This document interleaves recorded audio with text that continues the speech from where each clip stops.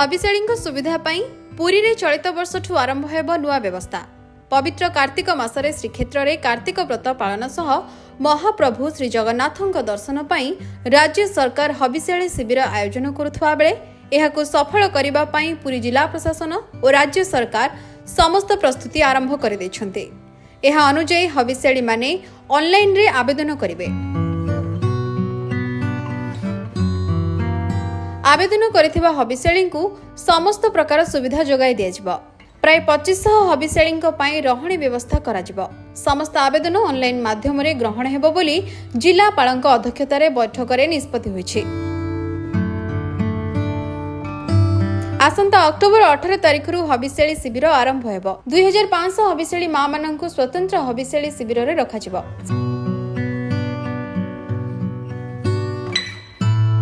सेपरि चलित वर्ष अधिक हबिशाड़ी मां माननकु शामिल करिबा पई सरकारक लक्ष्य रहिछि।